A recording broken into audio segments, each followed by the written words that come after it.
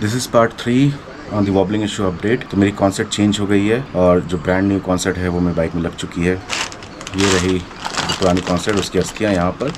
और this is the 2 page invoice copy. भाई काफ़ी महंगी आती है। कॉन्सेप्ट चेंज होने के बाद बिग विंग के टेक्नीशियंस और मैंने भी दोनों मिल के मेरे बाइक का टेस्ट ड्राइव लिया। कुछ 1 घंटा डिस्कशन हुआ इसके बारे में और उसके बाद मुझे मिला है ये लेटर फ्रॉम बिग विंग। और ये लेटर में लिखा है मेरे वॉबलिंग इशू के बारे में। Hi, I'm Kunal. Welcome to Get On Room, my YouTube channel. I hope you guys are doing absolutely fine. तो कॉन्सेप्ट चेंज होने के बाद क्या मेरी वॉबलिंग इशू सॉल्व हो गई है, उसके बारे में इस वीडियो में बात करेंगे। लेकिन सबसे पहले स्टार्ट करते हैं कॉन्सेप्ट से। उसके लिए बाइक के पास जाना होगा।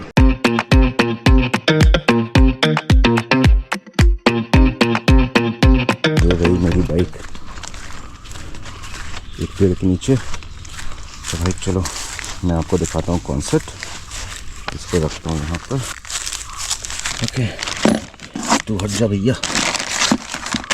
This how my concept parts looks like. जो पुराने वाली थी सब निकल गए। इसको यहाँ रखो। ऑलराइट, तो ये सारे पार्ट्स लगते हैं कॉन्सेप्ट में। And this is the one which was, ये जो कॉन्सेप्ट है ये बाइक के साथ ही मिली थी जब बाइक डिलीवरी हुई थी। तो उन्होंने क्या बोला है कि मेरी कॉन्सेप्ट बिल्कुल रस्ट हो गई थी। As you can see this, ये काफ़ी रस्ट हो गया था। And this ball bearing was completely gone, this as well.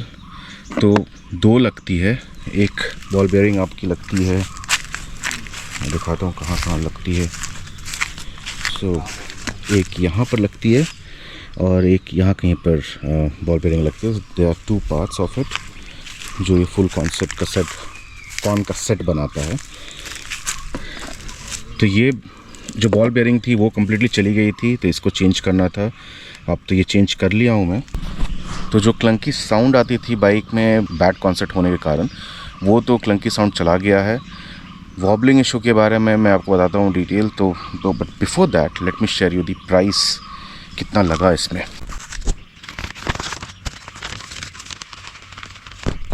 Right, the price which I paid to replace my concept was close to around 2000 rupees. उसमें if you noticed the concept price is 1000 rupees, but the labour charge is more than 1000। तो भाई labour charge काफ़ी महंगी हो जाती है यहाँ पर। एज यू कैन सी ये काफ़ी 2 पेज दे दिया मुझे इनवॉइस का।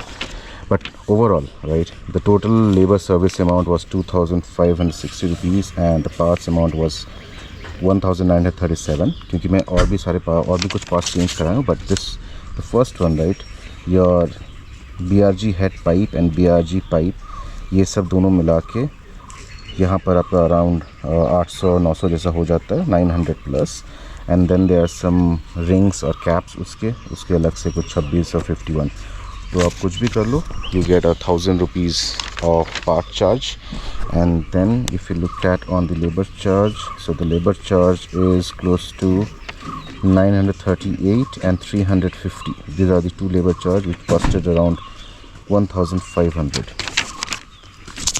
So the labor charge is 1,500 and the parts is around 1,000.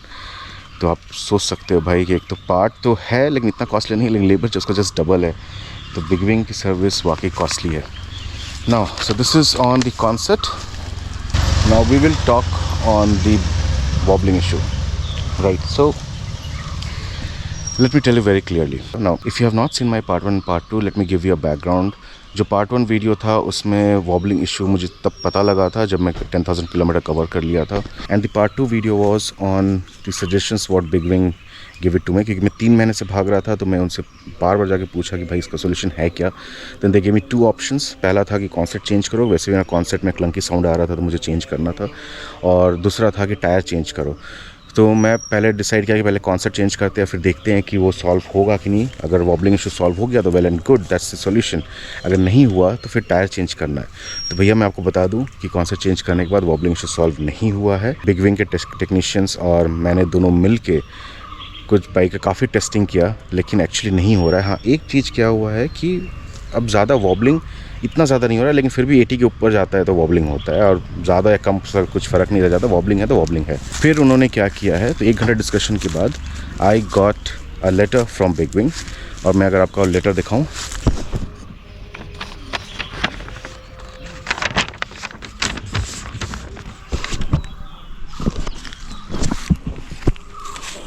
Right, so this is the letter signed by BigWing Bangalore office, और इसमें लिखा हुआ है कि पार्ट्स कॉन्सेप्ट और सारा कुछ चेक करने के बाद और चेंज करने के बाद जो भी नेसेसरी पार्ट है, मेरी बाइक में फिर भी वॉबलिंग इशू है। तो ये लेटर एड्रेस है MRF टायर्स को, और MRF टायर्स को ये बोल रहे हैं कि both tyre has wobbling issue because BigWing is not able to find a reason, या BigWing is not able to find which tyre is the main cause of the problem, because they don't have that kind of mechanism to check. Next step मेरा क्या होगा कि I have to take this letter and go to MRF dealership या MRF authorized dealership, और उनको ये letter देना होगा। सबसे बड़ी प्रॉब्लम क्या आ रही है कि मैं MRF के पास पहले भी गया था अपनी बाइक को लेके, और उनको बोला था कि मेरे टायर में कुछ तो प्रॉब्लम होगा या है जिसके कारण वॉबलिंग इशू आ रही है। नाउ आई डोंट नो कि उनके पास कोई मैकेनिज्म है इसको चेक करने का, but what they do is that they simply just check the tyre, और वो टायर में क्रैक्स ढूंढते हैं, बस वही करते हैं, वो क्रैक्स ढूंढते हैं, क्रैक्स है नहीं तो वो कहते हैं कि टायर बहुत सही है, कोई प्रॉब्लम नहीं है। अब मैं उसको लेके जाऊंगा और वो लेटर उनको दूंगा भाई कि ये बिगविंग की तरफ से उन्होंने सारा चेक कर लिया है, वो नहीं पता लगा पा रहे हैं कि वॉबलिंग क्या है, और वो कह रहे हैं कि टायर एक रीज़न हो सकता है इस वॉबलिंग के लिए। अब उनको ये चेक करना ही होगा। I don't know what mechanism they have. अगर आप अपनी टायर चेक कराए हो और वो कुछ मशीन यूज़ करते हैं या कुछ लोड बैलेंसिंग करते हैं, पता नहीं क्या करते हैं, अगर है तो प्लीज़ आप कमेंट बॉक्स में अपना कमेंट ज़रूर भेजिए कि मुझे भी एटलीस्ट पता लगे कि मुझे करवाना क्या है उससे। हाउएवर ट्राई तो करना पड़ेगा। तो अभी टायर चेंज करते हैं, फिर देखते हैं कि क्या है, लेकिन टायर चेंज नहीं करते, पहले MRF के साथ बात करते हैं, फिर देखते हैं कि क्या इसका सोल्यूशन है। और अगर फ्रंट या रियर या फ्रंट टायर दोनों में कोई सा भी प्रॉब्लम होगा तो वो चेंज करवा लेंगे। हाँ, इतना मुझे पता है कि जब लास्ट टाइम में जब विज़िट किया था एक MRF डीलर के पास, उन्होंने बताया था कि बैक टायर में जो आपका रियर टायर है उसमें कुछ प्रॉब्लम हो सकता है, because tyre after certain pressure ये पार्ट ना थोड़ी ऊपर आ जा रही है। अब आई हैव नो आइडिया कि वो भी एक रीज़न हो सकता है या केवल वॉबलिंग के लिए फ्रंट टायर ही रीज़न है।